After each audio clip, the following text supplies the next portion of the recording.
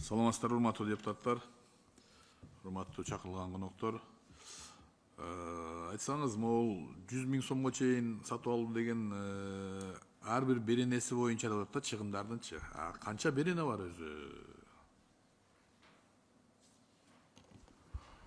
Негизинен 3 берене боюнча сатып алуулар болот. Прочийден анан сиз ошо кайсы мониторинг негизинде тактап берип койсоңуз? Транспортный расход. Прочий расходтордон здание сооружения ошол 3-4 статьянын негизинде основной сатып алышат да. 3 эле берене барбы? Негизинен ушул 3 беренеден сатып алуулар болот экен. Биз мониторинг жүргүзгөн боюнча. Так, бул мыйзамды биз биринчи жолу кабыл алып атканда жана 50 000 сом болгондо, ошондо биз суроо бергенде айткансыңарда каталог бар. Каталог боюнча эгерде ошол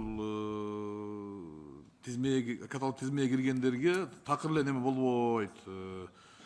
Себеби буга чейинки сатуулар жөнүндө мыйзамда айыл өкмөттөр 2 миллионго чейинки 1 жылдык 2 миллионго сумманы түз сатып алуу менен жүргүзүп болот деген норма бар болчу.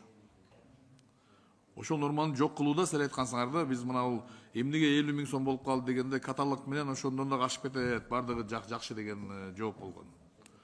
Ушуну анализдеген бирөө барбы ушул? Анализдик бизде департамент, мамлекеттик сатуулар департаменти жүргүзөт. Бүгүнкү күндө ошол сиз айткан туура эле, Улукбек Зулпукарович, ошол каталогдон кандай суммага болбосун айыл өкмөттөрү сатып ала берет. Каталогдо эмнелер кирген анда? Давайте ушуна токтойлук анда. Конкреттүү түрдө эмне бар ушу каталогдо?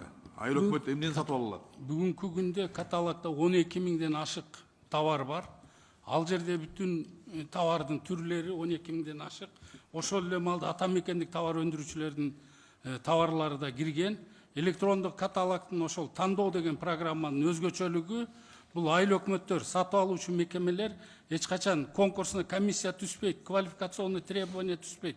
Ошол электрондук каталогдо бар товарды өзүнүн технический требованиясына соответствие этсе, 2 күн ичинде жеңилдетилген норманын негизинде сатып алса болот бүгүнкү күндө. Анда эмне үчүн 100 000ге чыгарып койдуңар анда, эгерде каталог позволяет эчтекеси жолу сатып ала турган болсо? Жок, ошону 50 000 бар болчу. Эми аны 100 000ге көтөрдүңөр. Мына ол жазылып турбайбы? Чыгымдардын ар бир беренеси боюнча 100 000ге чейин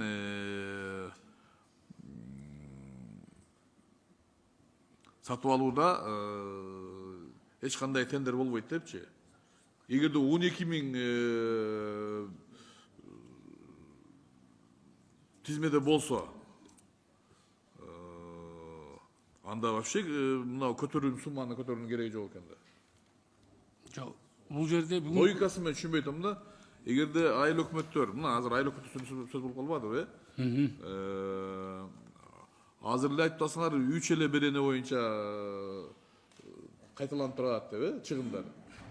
Каталог боюнча 12 000 иш-чара киргизилгенби? Эмне деп атат каталог? Ооба, 12 000ге чейин товар бүгүнкү күндө кирген да. Порталда регистрация 12 000 товар кирген болсо, анда момундай өзгөртүүнүн кереги жок болчу да. Бул жерде биз азыр айыл өкмөттү бошотолу, тиги бу деген сунуштар кетип атпайбы? Социалдык комитетте дагы айтпайсыңар беле, 12 000 товар бар. Эч кандай тендер жок ала турган. Айыл өкмөттөр практически такыр бошотулган деп. Мыйзам биринчи жолу толук алып келгениңерде мен суроо бергенмин, 2 миллионду жок кылтасыңар дегенде ушундай жооп болгон. Каталог боюнча такыр тендер болбойт, түз сатып алуу менен кете берет. Улукбек Зулпукарович, сиздин сунушуңузду чындыгында эле биз азыр экинчи окуга чейин карап чыгып, ошону такташып туруп, сиз менен чогуу иштеп, ушул жагын биз дагы азыр уже сиздин оюңузга мен азыр тактап туруп, азыр кошулат окшойбуз, себеби туура ой кетип атат да. Азыр биз тактайлы, сизге дагы отдельно кирип иштеп чыгалы бул боюнча. Жок, силер тактай бересиңер бардыгысында. Гүлшаркан Оконовага тактайсыңар, мага тактайсыңар. Жок, бул көбөйтүп атат, айтып атат. Бактыбек Үсөнов вообще алып салалы деп атат. Каталогдо 12 000 товар болсо, айыл өкмөттөрдүн бүт эчтекеге тендер жоготкөргөнгө мүмкүнчүлүгү болсо, анда бир суммалар жазып кереги жок экен да.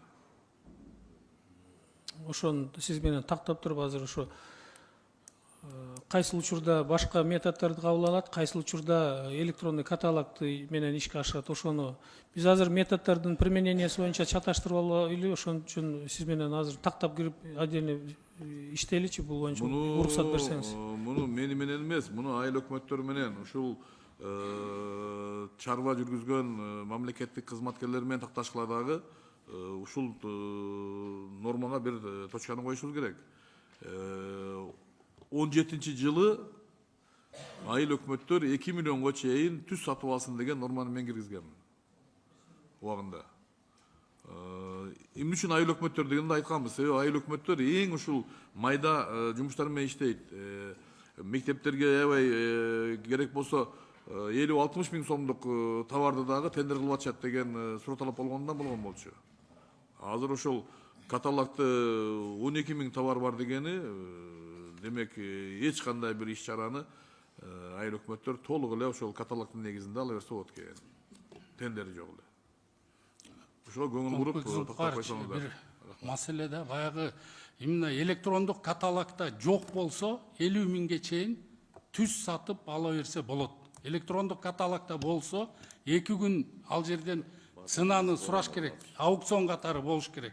Ошол жерден анан сатып алат. Комиссия түзбөйт, эми 12 миң товардын ичинде ошол керектүү нерсе жок болуп калса мен билбейм анда. Силер тактап керектүү нерсенин баардыгын киргизиш керек болчу да өзүчө. киргизип атабыз, күндө иштеп атабыз.